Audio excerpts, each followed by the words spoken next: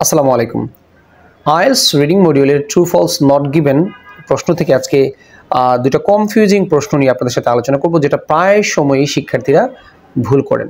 So এটা আলোচনা করছি ক্যামব্রিজ 12 এর 5 নম্বর টেস্টের 2 নম্বর প্যাসেজ থেকে 25-26 নম্বর প্রশ্ন। আচ্ছা, প্রথম প্রশ্নটা আমি আপনাদেরকে একটু পড়ে শোনাই। Someone who collects unusual objects May want others think he or she is also unusual. একটা প্রশ্নের কারেক্ট আনসার দিতে গেলে প্রথমে আপনাকে প্রশ্নের অর্থটা বুঝতে হবে, বিশেষ করে ট্রু ফলস শূন্যস্থান এগুলোর ক্ষেত্রে। তো অনেকে আছে যে ট্রিক্স টিপস এগুলো নিয়ে খুবই ব্যস্ত, কিন্তু সে অনুবাদটা বোঝার চেষ্টা করে না বা এগুলো ডেভেলপ করার চেষ্টা করে না। Someone who collects unusual object, অর্থাৎ যে সকল ব্যক্তিরা অস্বাভাবিক বস্তু কালেক্ট করে। মে ওয়ান্ট আদার্স থিঙ্ক, তারা চাইবে যে অন্যরা ভাবুক হি or she is also unusual, অর্থাৎ সে নিজেই আনইউজুয়াল, অস্বাভাবিক। অর্থাৎ এই লাইনটার অর্থ এইটা দাঁড়াইলো যে সকল ব্যক্তিরা অস্বাভাবিক বস্তু কালেক্ট করে তারা চায় অন্যরাও তাদেরকে অস্বাভাবিক মনে করুক। অস্বাভাবিক বলতে সবসময় নেগেটিভ অর্থ আমরা নেওয়া উচিত না, অস্বাভাবিক বলতে হচ্ছে একটু ব্যতিক্রমী। অর্থাৎ যে সকল ব্যক্তি অস্বাভাবিক বস্তু কালেক্ট করে তারা নিজেরা নিজেদেরকে অস্বাভাবিক ভাবে না, তারা চায় যে অন্যরাও তাদেরকে অস্বাভাবিক ভাবুক। সো একটা প্রশ্নের উত্তর কখন ট্রু হয়? যখন প্রশ্নের স্টেটমেন্টটা প্যাসেজের সাথে 100% মিলে, তখন এটা হচ্ছে কি ট্রু। আর ফলস কখন হয়? যে প্রশ্নের তথ্য প্যাসেজের সাথে 100% আসে, প্যাসেজে 100% আসে, তবে কোনো একটা তথ্য ভুল দেওয়া আছে। সাবজেক্ট, ভার্ব, অবজেক্ট, এক্সটেনশন, এটা কোনো না কোনো একটা অংশ ভুল দেওয়া আছে, তখন এটা হবে ফলস। আর নট গিভেন হচ্ছে গিয়ে সাবজেক্ট, ভার্ব, অবজেক্ট এর কোনো না কোনো একটা অংশ মিসিং আছে। আচ্ছা, চলুন আমরা একটু প্যাসেজ থেকে ঘুরে আসি। আচ্ছা, এখানে এই আনসার আমি সময় বাঁচানোর জন্য আর করছি না।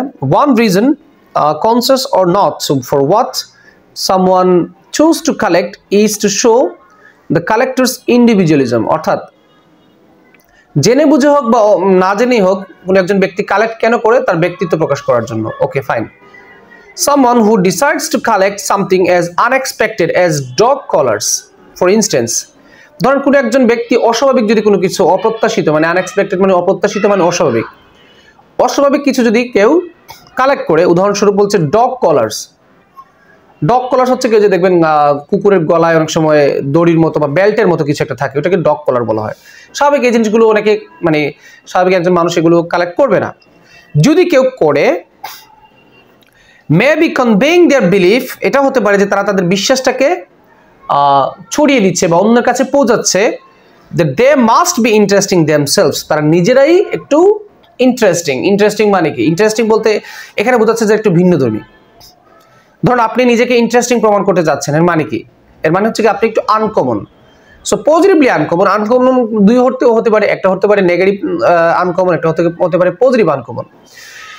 সো আমরা এই লাইনটা একটু ভালো করে বোঝার চেষ্টা করি যে সকল ব্যক্তি অপ্রত্যাশিত যদি কোনো কিছু কালেক্ট করে, যেমন কুকুরের কলার, তারা এই মেসেজটা বা এই বিশ্বাসটা ছড়িয়ে দিচ্ছে যে তারা নিজেরাই ইন্টারেস্টিং, অর্থাৎ তারা নিজেরাই আনকমন। সো এই প্রশ্নের উত্তরটা অনেকে ভুল করে কেন? কারণ এই যে ইন্টারেস্টিং দেমসেলভস, এটার অর্থ অনেকে বোঝার চেষ্টা করে না বা অনেকে বুঝে না, কারণ এই জিনিসগুলো আসলে কমন না। আমাদের রিডিং খারাপ হওয়ার অন্যতম একটা কারণ হচ্ছে গিয়ে আমরা রিডিং পড়ে যে অনুবাদটা নিজের কাছে মনে হয়, মানে আমরা যেটা অনুবাদ মনে করি, বাস্তবে ওইটা অনুবাদ ওইরকম না। কারণ আমরা একটা ইংলিশ শব্দ যে অর্থে শিখি, একটা ইংলিশ শব্দের কয়েকটা অর্থ থাকতে পারে, আবার রূপক অর্থও ব্যবহার করে, যেটাকে মেটাফরিক ল্যাঙ্গুয়েজ বলে। তো এখানে সমস্যাটা হয়েছে এই যে একজন ব্যক্তি চায় অন্যরা নিজেকে আনইউজুয়াল ভাবুক, এটা তো ডিরেক্টলি লেখা নাই, ওই যে এখানে দিয়েছে কিন্তু ওই যে ইন্টারেস্টিং দেমসেলভস। ওকে, এ হচ্ছে কি একটা প্রশ্ন। আরেকটা প্রশ্ন আমি দেখাই, পরবর্তী প্রশ্ন। Collecting gives a feeling that other hobbies are unlikely to inspire. এখানে প্রশ্নের যে অনুবাদটা এটাই কিন্তু একটু difficult. Collecting gives a feeling, collecting জিনিসটা কি করে আমাদেরকে এমন একটা ফিলিং দেয়। কালেক্টিং বলতে কি বোঝাচ্ছে? যে সংগ্রহ করা, বিভিন্ন জিনিস সংগ্রহ করা। দ্যাট আদার হবিজ, অন্যান্য যে শখগুলো আছে, আর আনলাইকলি টু ইন্সপায়ার মানে অন্যান্য যে হবিগুলো আমাদের আছে ওইগুলো আর আমাদের ভিতরে খুব একটা কাজ করার সম্ভাবনা থাকে না। মানে এটা আমি একটু কাঁচা ভাষায় বুঝাই যে কালেক্টিং এমন একটা হবি যে এই হবিটা যে মানে শখ হিসেবে নিয়ে নিবে, অন্যান্য হবিগুলো তার ভিতরে আর কাজই করবে না, মানে কাজ করার সম্ভাবনা খুবই কম। এটা বোঝাচ্ছে। সো মিনিং এর ভিতরে মিনিং আছে, কিন্তু এখানে বোঝাচ্ছে যে সকল ব্যক্তি এই কালেক্ট করে, মানে কালেক্টিংটা যাদের হবি, তারা অন্যান্য হবির প্রতি আর আসক্ত হবে না, হওয়ার সম্ভাবনা কম, আনলাইকলি বলেছে। সো আমরা দেখি এটা কোথায় আছে। আচ্ছা, ওই সময় বাঁচানোর জন্য আমি ডাইরেক্টলি আনসারে চলে যাই।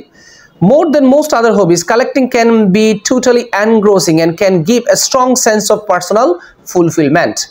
এতটুকু আমি বসে থাকি এখানে। More than most other hobbies, অন্যান্য প্রায় সকল হবির চেয়ে বেশি collecting can be totally engrossing. এটাকে কিরকম হতে পারে? সম্পূর্ণ চিত্তাকর্ষক, মানে মনোরঞ্জক, মানে এটা টোটালি এনগ্রোসিং, 100% এনগ্রোসিং, মানে এটা সম্পূর্ণ আপনাকে মনোরঞ্জন দিবে। and can give a strong sense of personal fulfillment. এটা কি দিবে আপনাকে? একটা শক্তিশালী পরিপূর্ণতা দিবে, ব্যক্তিগত পরিপূর্ণতা দিবে, মানে আপনি একজন ব্যক্তি হিসেবে যা চাচ্ছেন সম্পূর্ণ জিনিসই এখানে দিয়ে দিবে। এটাই কিন্তু মিন করছে এখানে।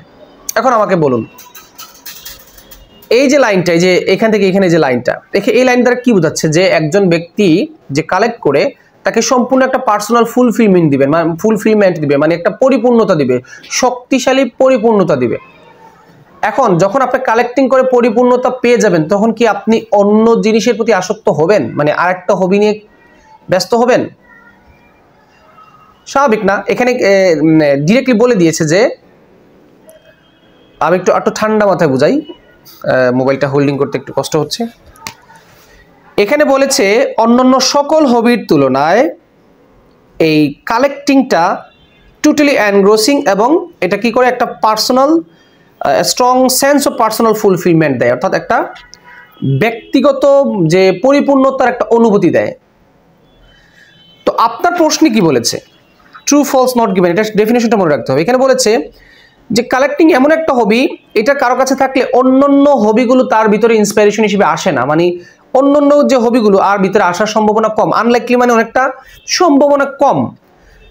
তো এখানে তো সেই কথাটাই বলেছে যে এটা এমন একটা হবি যে মোটামুটি একটা পার্সোনাল ফুলফিলমেন্ট দিয়ে দেয়। তার মানে যেহেতু পার্সোনাল ফুলফিলমেন্ট হয়ে যায়, তাহলে অন্য হবিগুলো আসার সম্ভাবনা নাই।